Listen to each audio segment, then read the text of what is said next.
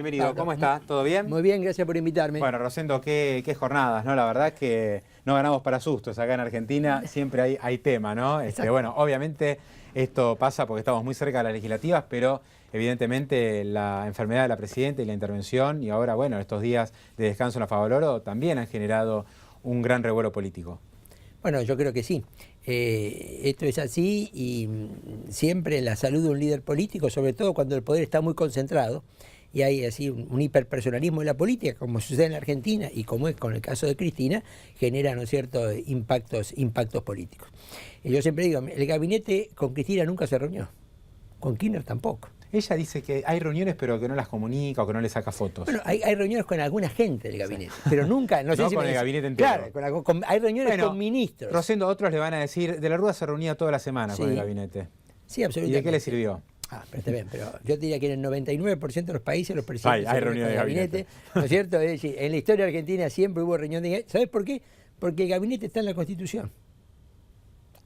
Por eso, ningún decreto del Poder Ejecutivo es válido si no lleva la firma de dos ministros. Claro. Y a su vez, determinados decretos necesitan la firma de todos los ministros. Es decir, que los ministros tienen una razón de ser. Tienen un rol institucional, claro. ¿Viste? No es que uno puede gobernar y dice, no, yo no quiero ministerios, yo gobierno solo. Están en la Constitución, tiene que haber ministerios. Y tiene un rol institucional muy preciso, ¿no es cierto?, en esta cuestión. De hecho, el jefe de gabinete también aparece en la Constitución del 94, ¿no? Exactamente. La figura de jefe de gabinete. Acá no estaba, es decir, no es solamente el presidente el ejecutivo, lo tiene el presidente, el vicepresidente, el jefe de gabinete, ¿no es cierto?, y los ministros. Bueno, pero todo esto te potencia el impacto, ¿no es cierto?, el impacto que tiene este tema de la salud. Después viene la cuestión, primero lo institucional, vayamos a la regla. Creo que acá lo que hay que tener en claro es que la presidenta no ha pedido licencia. Hay una gran confusión, Rosendo, sobre eso. Digamos, se firmó el traspaso, porque la licencia se la debería haber pedido al Congreso. Claro. El artículo 88 de la Constitución dice, cuando el presidente no está en capacidad de ejercer el poder, tiene que delegar.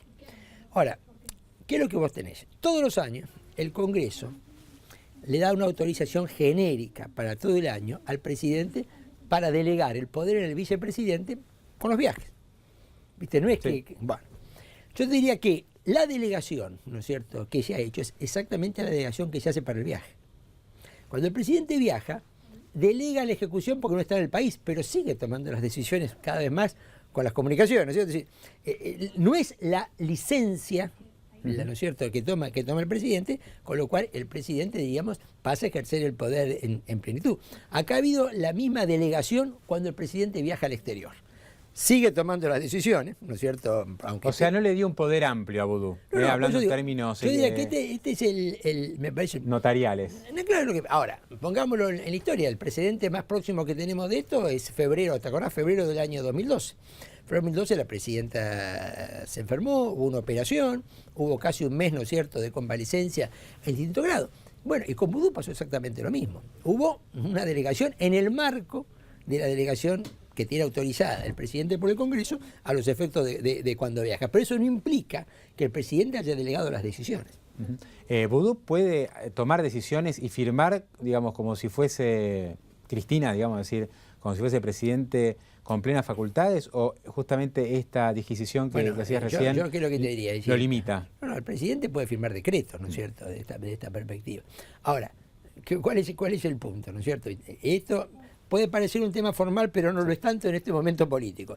Es una delegación como si la presidenta hubiese viajado. Las decisiones siguen en manos de ella. Lo que hay que poner, así como por el viaje te genera un impedimento físico para estar en la Casa Rosada, bueno, la enfermedad en este caso. Entonces, esto le da, yo diría además, ¿no es cierto?, a Vudú una situación de restricción en cuanto a lo que puede hacer. Bueno, por eso varios funcionarios salieron a decir la presidenta sigue gobernando, no hay que gobernar Vudú. Exactamente, por eso te digo, sí, primero, eso responde a una necesidad política, de opinión pública, pero la realidad es que es como si fuera un viaje. Ahora, ¿cambia algo todo lo que ha sucedido en estos últimos días para después del 27 de octubre? O sea, había una agenda, y hay una agenda muy densa, ¿no?, que tiene que ver con posibles medidas económicas, tiene que ver con cambios o no cambios de gabinete, incluyendo al Ministerio de Economía, incluyendo al Banco Central, incluyendo a Guillermo Moreno. ¿Esto que ha sucedido puede llegar a variar esa agenda? No, la agenda tiene su propia dinámica, ¿no es cierto? Y vos podés decir, tenés el tema de la justicia americana con los fondos buitres y el tema del acuerdo con Irán que está dando vuelta y el tema, ¿no es cierto?, de las pasteras. Yo creo que todos estos problemas tienen su propia dinámica. Sí, uno podría decir que después de la elección, normalmente, aunque la presidenta no estuviera enferma, probablemente se tomen algunas, o se pueden tomar algunas medidas que se han postergado por razones, ¿no es cierto?, por razones electorales. Yo la impresión que tengo es que, mirá, dentro de 2, 3, 4 semanas, esto se va a parecer mucho más a la licencia que se tomó en febrero, que no produjo un cambio sustancial, ¿te acordás?, en la realidad política, que algo que realmente tuerza el destino político. Ahora, la licencia que ella se tomó hace 1 año y pico, ¿no?, por el tema de la tiroides, cuando volvió una Cristina recargada, y una Cristina que avanzó con YPF. O sea, yo recuerdo la primera aparición de Cristina, ataque furibundo a Eskenazi, y a las pocas semanas expropiación de YPF. Pero eso ya está pasando antes de la enfermedad. Es decir, o sea, no es que lo que vos me estás diciendo. La internación en austral le cambió no, lo que está diciendo, a ver, pongamos lo más importante. Lo más importante es lo que el Senado acaba de aprobar ayer. Si el Ejecutivo ha logrado una delegación de funciones del Congreso que en 30 años no se le dieron a ningún presidente. Con la emergencia económica.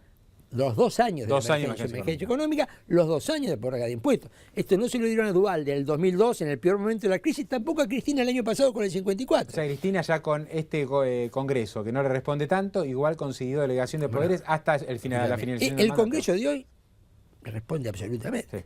¿Cómo salió ayer en el Senado la votación? 40 a 27. ¿Cómo salió en diputados? 134 a 110 el presupuesto, 132 a 107 la prórroga de emergencia económica y de impuestos. Rosendo, ¿y cómo sigue el Congreso después de las elecciones? Mira, yo creo que después de las elecciones, es decir, lo sustancial con mucha eficacia y habilidad el gobierno lo sacó ahora. Fíjate que lo han sacado entre las PASO y las elecciones. El gobierno no necesita, casi te diría, no necesita nada sustancial del Congreso de acá a diciembre del 2015 con lo que acaba de sacar. Te queda el presupuesto 2015. Prácticamente le bajamos la persiana al Congreso. Hay que ver si los legisladores pueden de alguna manera juntarse, como han intentado en el pasado, a ver si pueden tener una agenda propia. Pero tampoco tienen. Permitime que juguemos sobre el extremo, porque es válido para la conjetura política. Vamos a suponer que en el año 2014-2015 se forma una mayoría opositora.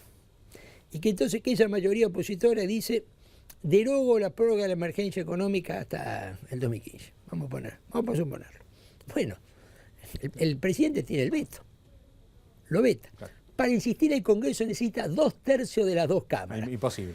Yo creo que te digo, cuidado. Claro. Lo que se ha dado ahora, de acuerdo al sistema institucional argentino, prácticamente no tiene retroceso. Yo sé que en política no hay imposible. Por cierto, la emergencia económica nunca se había aprobado por 2 años. Nunca. Y la prórroga de impuestos tampoco. Por eso te digo, vos fíjate, acá has resuelto en gran medida la incógnita del Congreso. Viste, mucha gente haciendo cálculos, qué bien, cómo viene, está bien, pero lo que el gobierno necesitaba para independizarse del Congreso ya lo tuvo. Sí, este es un problema también para los que llegan al Congreso, ¿no? Como el caso de Sergio Massa. Pasa a ser legislador, va a asumir, uno supone que va a asumir. Bueno, va a estar muy atado Massa para mostrar algo a través del Congreso. Mira, el Congreso, para quien no es oficialista, es un ámbito donde es muy difícil generar acción. Es un ámbito donde generas discurso, actitudes, señales, imágenes, ¿no es cierto?, en este sitio. Pero es un ámbito donde es, cuando uno mira las últimas décadas, muy difícil generar acción, salvo que sea el oficialismo.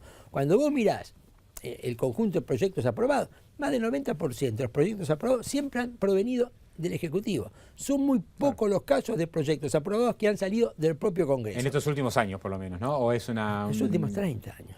¿En los 30? Sí. O sea, casi toda la el 90% ha sido de los ejecutivos de las distintas épocas, no solamente en esta época. Y los demás vienen del Congreso, algunos de los oficialistas, algunos de los opositores. Rosendo, ¿qué tipo de gobierno nos vamos a encontrar después del 27? ¿No? Porque yo estoy viendo algunas señales racionales por parte de esta administración. Cuando voy a algunos encuentros y las menciono, me miran con cara un poco extrañada. Pero realmente están pasando algunas cosas que han generado un giro, aunque por ahí esto no se le dé tanta relevancia. Por ejemplo, se le venía diciendo al gobierno que estaba demasiado atrasado el dólar, que no podía ser que con esta inflación el dólar subiera 10-12% por año. Este año ya estamos con un dólar que va a subir largamente el 20% y probablemente llegue al 25%.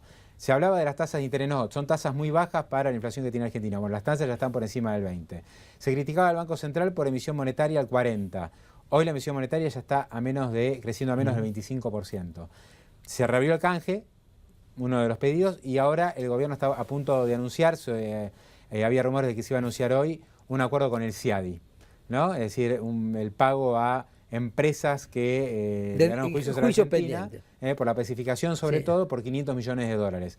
¿Hay un intento de hacer algún tipo de giro, de mostrar otra cara? Porque si no, la situación económica se va a complicar muchísimo más. Podríamos discutir cada caso, pero la devaluación es con una brecha de 67. Ah, sí. 68, claro, es decir, sí. también tenemos que incorporarle el otro factor de la... ¿No es cierto? La realidad, creo que te lo digo políticamente, yo no soy economista, pero cuando vos tomás el tema del dólar, hay otro factor que está jugando y que lo empuja al gobierno también, ¿no es cierto?, a tener que actuar. Mirá, yo creo que hay algunos hechos, pero cuidado que mucho con la oportunidad de las medidas. Porque vos mencionaste uno que es la reapertura del canje. Sí. Y el propio gobierno la tuvo que anular. La tercera reapertura, el gobierno ha renunciado a esta tercera reapertura. Entonces, cuidado con que... ¿Por qué ha renunciado? Hasta ahora, digamos, a ver, salió por aprobada, pero hasta ahora no se ha lanzado. Dicen que hay problemas en Estados Unidos. Bueno, ¿qué es lo que Estados Unidos no le quiere aprobar a Argentina la reapertura. No, escucha, Argentina puede hacer la reapertura, pero el problema es que si Argentina hace la reapertura y paga acá, esto es lo que no... paga acá los bonos emitidos bajo ley extranjera... Sí. Entonces, ¿qué es lo que te pido decir? A lo mejor esta reapertura del canje en otra etapa del juicio te servía. Hubiera sido bueno. Hoy ya estamos con la soga demasiado al cuello. Esto es lo que yo te quiero decir, que algunas medidas son ciertas que voy a decir, pero me parece que muchas de las medidas están llegando tarde respecto al objetivo que podían tener. ¿Y hay posibilidad, Rosendo, de modificar un poco esta tendencia, por un lado, económica, que presenta un claro declive, ¿no? Si uno proyecta lo que va a pasar en los próximos años, no hay buenas perspectivas. Y desde el punto de vista político también el gobierno se enfrenta con un panorama complejo, con pérdida de poder, el famoso Pato Rengo. ¿Qué es lo que habría que hacer después del 27? Si te llama Cristina y te dice, ¿qué hago? ¿Qué medidas tengo que tomar? Está bien, pero yo puedo decir una cosa, pero te anticipo, lo que yo proponga no es lo que va a suceder. La presidenta redobla la apuesta, con enfermedad o sin enfermedad. No sé si... ¿Qué significa eso? Bueno, profundiza el rumbo. Profundiza. Como ella ha venido... Mira, a la presidenta, mi opinión... O sea, más cepo, más controles. Escúchame, a la presidenta hay que creerle lo que dice. Para mí, que a uno le guste es otra cosa. Pero hay mucha coherencia entre lo que dice, lo que piensa y lo que hace. Que después las cosas salgan bien, mal o regular. La primera idea que hay que tener presente, ¿no es cierto? Ella ya lo dijo públicamente hace 3 semanas. Yo nunca voy a hacer el ajuste porque eso es el caos social. Esta idea respecto a la economía... Y también dijo, no voy a devaluar. Correcto. Esto también, también dijo, Moreno se queda conmigo hasta el final del mandato. Es decir, claro. Yo te diría que esto es, yo veo muy firme la convicción en esto, que a mí me gusta o no me gusta, es otra discusión. Yo creo que acá hay una combinación de personalidad e ideología. Y la personalidad e ideología lleva, ¿no es cierto?, a redoblar la apuesta. Porque además... En política te sucede como en la vida. Si algo te dio resultado en una etapa, tendés a repetirlo. Y hasta ahora, por eso, ¿qué dijo ella el 11 de agosto a la noche con el impacto de la derrota electoral? Esto nos pasó el 2009 y nos recuperamos. Y está actuando en consecuencia. O sea que ella tiene la convicción de que esto se puede remontar y se puede manejar. Absolutamente. Y en política, ¿no es cierto? Ella siempre habla de la voluntad en política. Como que la voluntad puede modificar situaciones que parecen inmodificables. ¿Tiene delfín el gobierno para el 2015? En algún momento se hablaba de Amado Boudou, después Boudou obviamente con la imagen negativa que tiene está descartado, ahora se menciona Uribarri. No, yo no creo, el problema del gobierno es que no tiene un delfín con chance ganadora.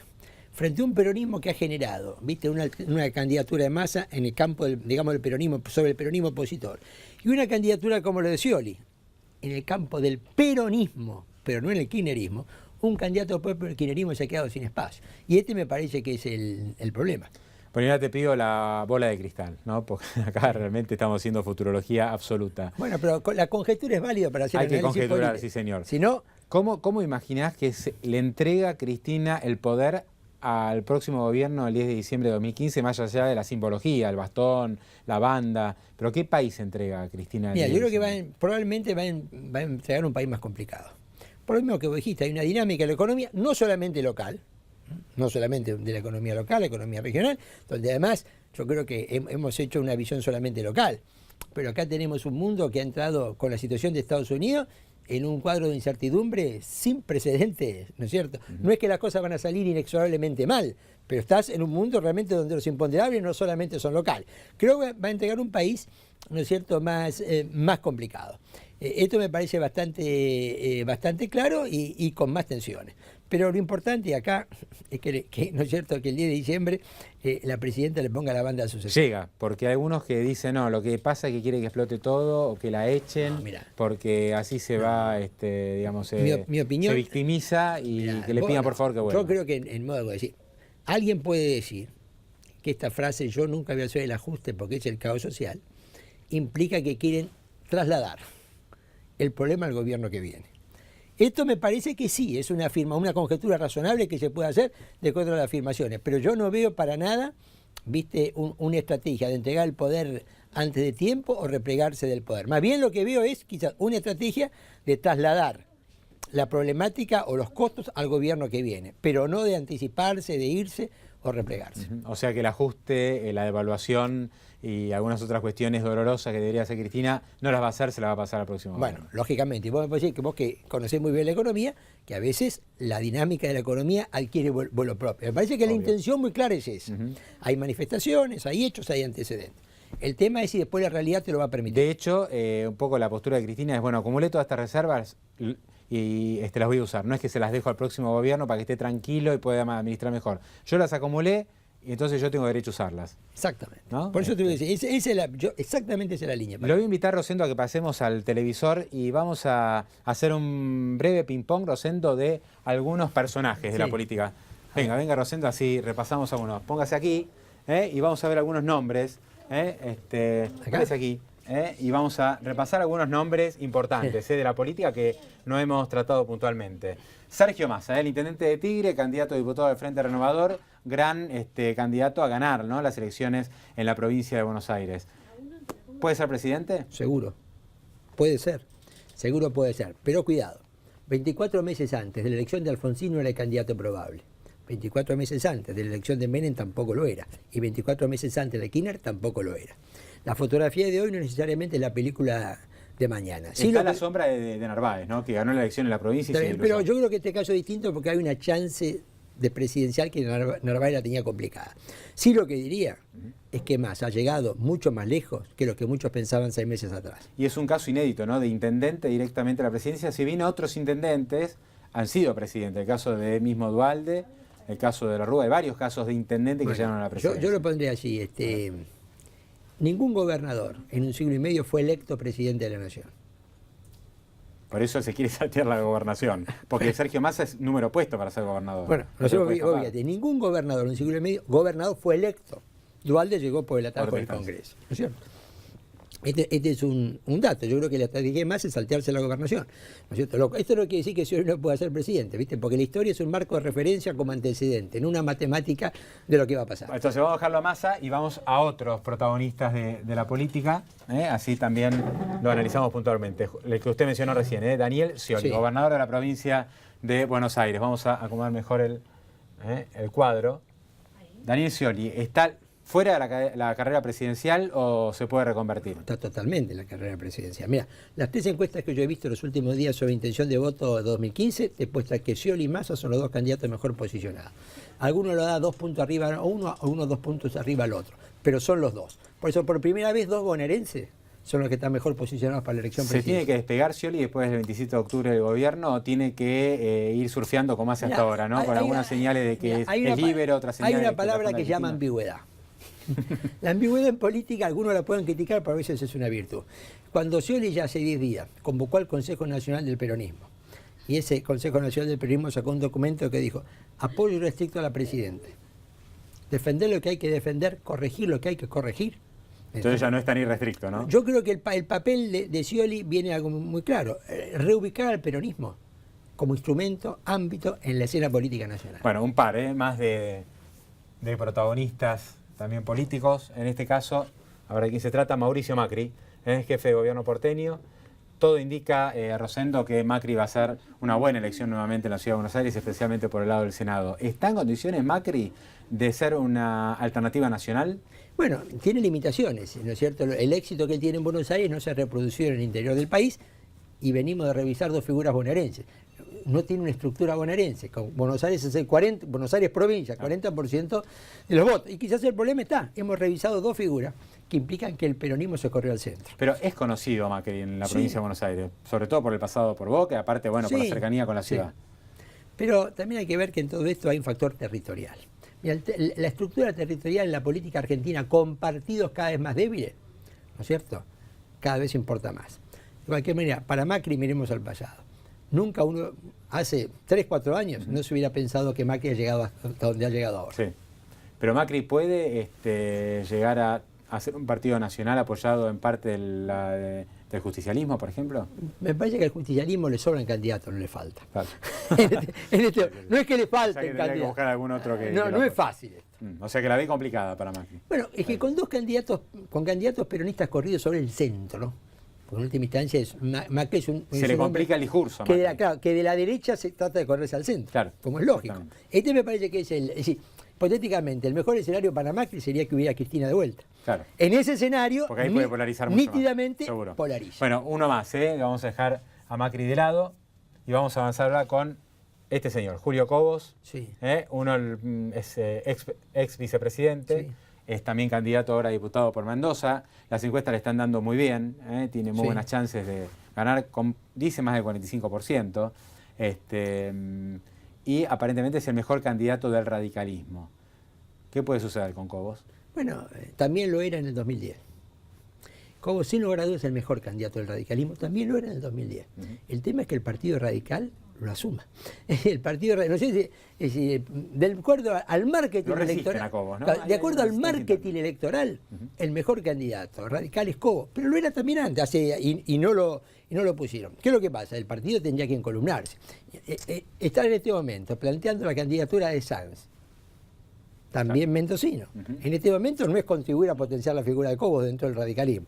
Si el radicalismo se cohesiona, se unifica, cierra fila detrás de Cobos y llega a un acuerdo con el socialismo, con Wiener, para participar en un mismo espacio político, el no peronismo puede empezar a terciar. Pero en la dispersión actual, muy difícil. Rosendo, extraordinario, muchísimas gracias por haber estado acá. Ya volvemos, está en los estudios Eduardo Levi Yeyati, vamos a hablar de economía, vamos a hablar del dólar, vamos a hablar de qué pasa con el shutdown y el límite de deuda en Estados Unidos, nos impacta a nosotros. Bueno, de todo esto hablamos en un minuto con Eduardo Levi Yeyati aquí en Infobae TV. Ya volvemos.